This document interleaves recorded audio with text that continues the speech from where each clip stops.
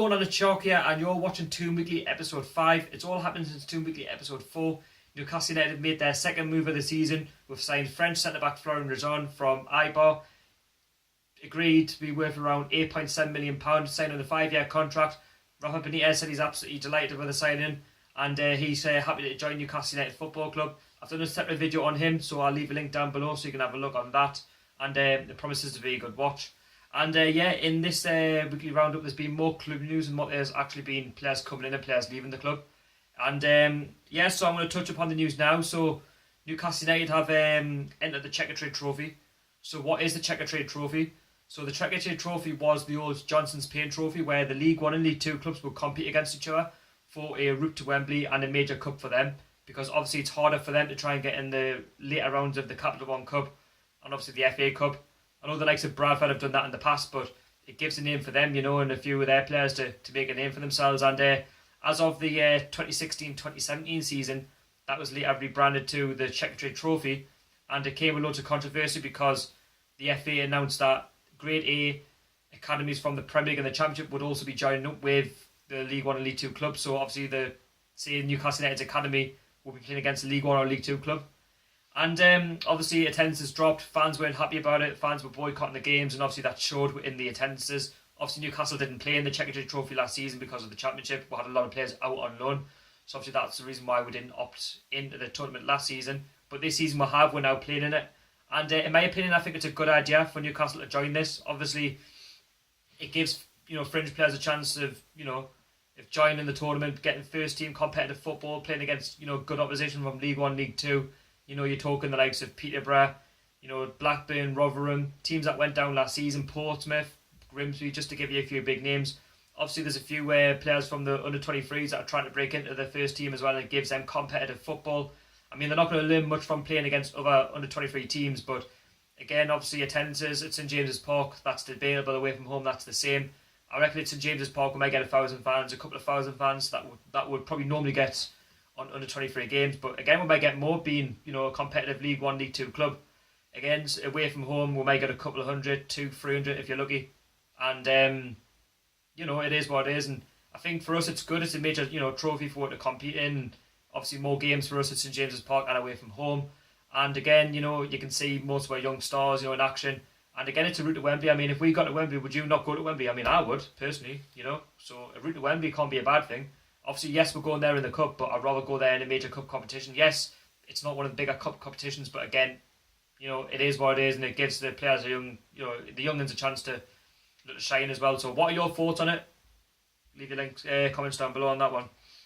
And moving on to El Mahoney, a player who you would normally see in the under-23s, playing under Peter Beardsley.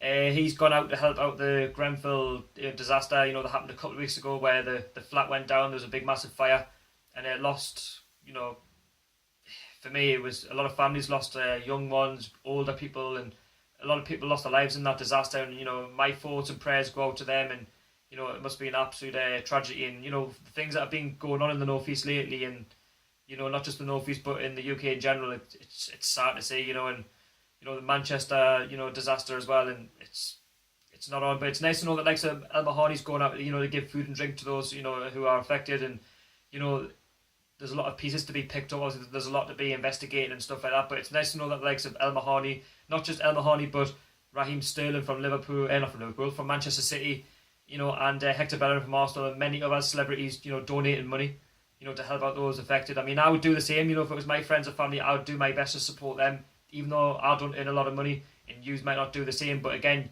yous would obviously help and support them, and I would do that because I'm a supportive person, and I'm always there for people, and I always like to give back, and it's a nice touch from El Mahoney, and like I say, I can really congratulate him on what he's done. It's a fantastic thing, and hopefully other celebrities and footballers follow suit. Moving on as well, so obviously there's more pre-season fixtures. I should have mentioned this on Toon Weekly episode 4, however I totally forgot. Newcastle United are travelling to Germany, so we're going to be playing Mainz on July the 29th, followed by our last game in Germany, which will be on the 2nd of August against Wolfsburg. So two teams to get our teeth into, two teams who are decent in the Bundesliga, notably Wolfsburg as well. They've got some very good players. And I know that we've been linked with Bas Dons as well from Wolfsburg, so that would be very, very interesting to know if Rafa's going there to have a look at him. And yeah, like I say, we've also got a home tie announced as well for pre-season, so we'll be playing Hellas Verona as well from Italy. They've just been promoted from the second division from Italy as well, so obviously they're joining us, who have also been promoted as well. And it'll be a good game. Obviously, it's Rafa Benitez's old assistant, who obviously was our assistant at Newcastle under Rafa Benitez, and he's went on to manage them. And it's like a little reunion, if you like. I mean, if he hasn't seen the fans already, you can come back and see Newcastle fans for the second or third or fourth time, however time he's been back in Newcastle since leaving. And yeah, like I say, it's a chance to see the players in the flesh. You know, if you don't travel any of the away games like Bradford or Preston, then it's a chance to see the players at home, see the potential new signings. Obviously, Florian Lejeune, one of them, and obviously to see Rafa Benitez and and things like that. And just getting prepared for the new season, seeing the fans again. I mean, I'll be vlogging the game as well, so if you see the game, please do say hello and subscribe as well for many more Newcastle United content and vlogs and all that kind of stuff. And yeah, I can't wait to start the vlogs again. I'll be doing that obviously from Preston and Bradford away, and obviously in the pre-season friendlies. But I can't wait for the first home game of the season against Tottenham. Obviously, previous to that, obviously the friendly, but it's going to be very, very interesting. Obviously, we'll get about 30,000 plus fans at the friendly. We might even get more. But obviously, going from previous years, it's always been about 30, 35,000. But again, you never know, being a Sunday, you might attract a few more people with people not being at work. But again, yes, okay, it's not Bayern Munich, it's not, Atletico Madrid, Barcelona, all that kind of teams, but it's a totally different team. It's a team that we can challenge against, and a team that we've got a realistic chance of beating. Not that I know much about Hellas Verona, but again, we've played other teams like Real Sociedad and Borussia Mönchengladbach, who don't really get spoken about as much around the world. But again, it is what it is, and that's who we're playing, and I look forward to that game. So obviously it was announced on Saturday the 1st of July that Steve Nixon, our former under-21, has been announced as the new chief scout. So obviously he replaces Graham Carr. He will be working alongside Rafa Benitez and Lee Charnley, scouting players for the future. Obviously the past players that he was responsible for was like Jose Perez, Rolando Aarons, Kevin Mbabu, who's obviously left the club. And he knows a player when he sees one. Obviously working under Rafa Benitez, Steve Nixon's going to learn a lot, and obviously Rafa Benitez sees a lot in Steve Nixon. If Rafa Benitez wants him at the football club, obviously Rafa, wants to have the last say on players that come in. Obviously Lee Charnley, he'll have a say as well, but not that I know what he does. Like, I mean, what does Lee Charnley actually do at the football club apart from, hold up a t-shirt with a footballer, It remains to be seen. And yeah, like I say, it's somebody different, and I wish him all the best, Steve Nixon, and I hope he recruits the right players for the future, and and the gel into the football club, and that they become bigger and better players, because like I say, not disrespect to Graham Carr, but he was absolutely useless. And yeah, like I say, what are your thoughts on Steve Nixon? Leave your comments down below. Also, I'm led to believe that the players have also returned back to the Benton HQ as of Monday the 3rd of July. Obviously I'm talking Tuesday night, and obviously you can tell the season's now beginning. The players are back, they're training now. Rafa Benitez is back, everybody's back. And, obviously there's going to be a lot of rumblings on now in terms of transfers, players leaving, players coming in, all that kind of stuff. And loads of club news and all that.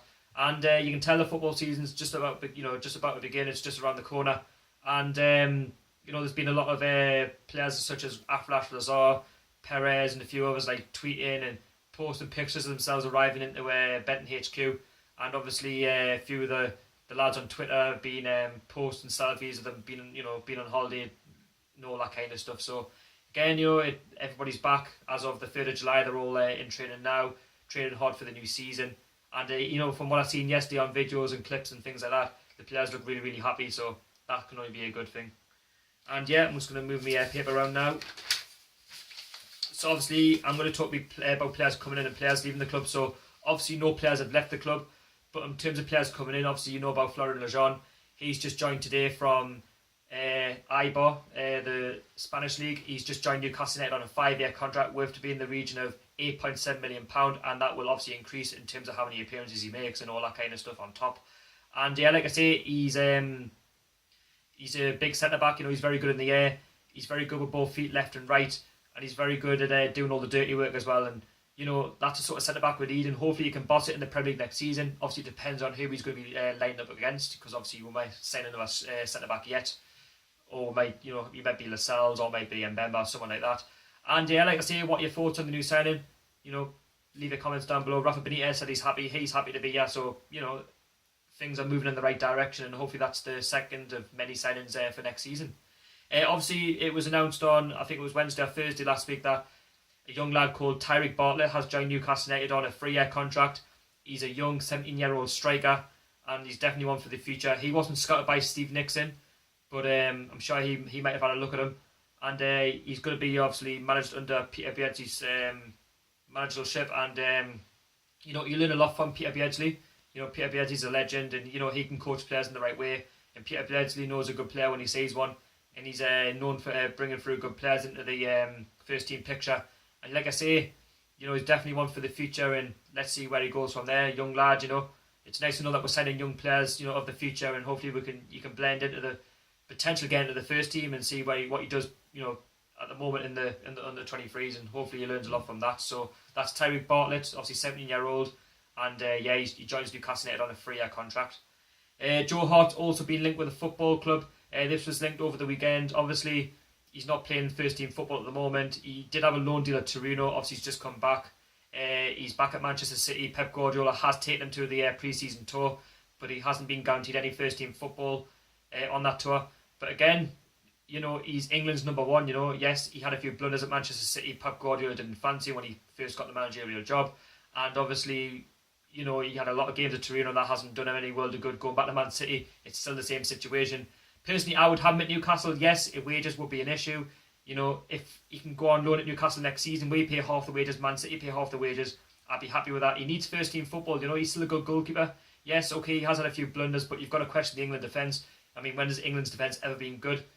And obviously, you look at Manchester City's defence. You know, John Stones didn't exactly have a good season last year. He made a few mistakes, and you know, Joe Hart obviously going to be prone to mistakes. Keepers can't save everything, and you know, Joe Hart is still a good, you know, still a good goalkeeper. He's still potentially one of the best in the league. You know, he's won the Premier League so many times, and you know, I personally would take him. Yes, okay, you know, wages will be an issue, like I keep saying, but you know, we need Premier League experience. You know, yes, Tim Krul is experienced, but I would happy to get rid of Tim Krul if we got Joe Hart out on loan. You know, try and get some money off him. But again, I'll be happy with Tim Krul if we couldn't get Joe Hart.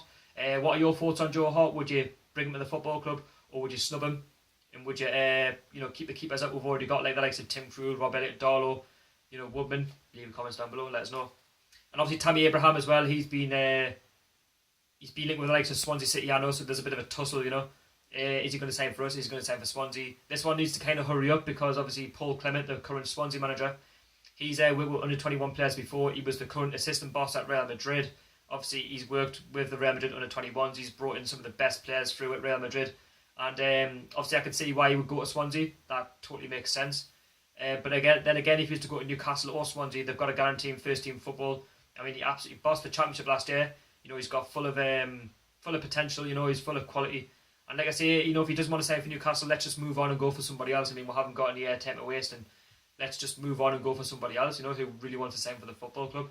So yeah, that's been that. You know, that's been the Toon Weekly episode 5. That's the Newcastle United Weekly Roundup. And you like to see the breaking news, obviously Florent Lejeune has joined Newcastle United on a 5-year contract, and he joins for £8.7 million plus add-ons.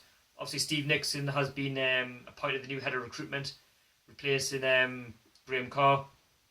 And obviously, you know, players are reported at pre-season training. There's new fixtures coming out in Germany. You know, we've got Hellas Verona at home.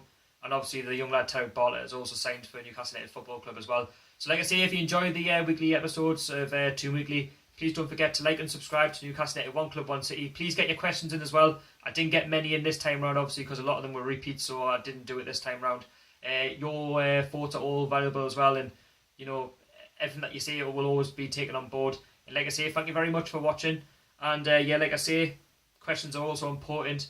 I'm on social media and Instagram as well, so please follow me on that as well. I'm regularly updating you know, the fans and yourselves on everything regarding Newcastle United Football Club. I've got a stadium tour booked for Thursday, and that'll be out on Thursday night or Friday. And I've also got a Gateshead versus Motherwell friendly as well pre-season, so it's a bit of a non-league special video for you, as Newcastle don't play Hart till the following week. So yeah, like I say, thank you very much. It's been Newcastle United One Club One City. Sharky speaking, and I'll see you all later. Ta-ra.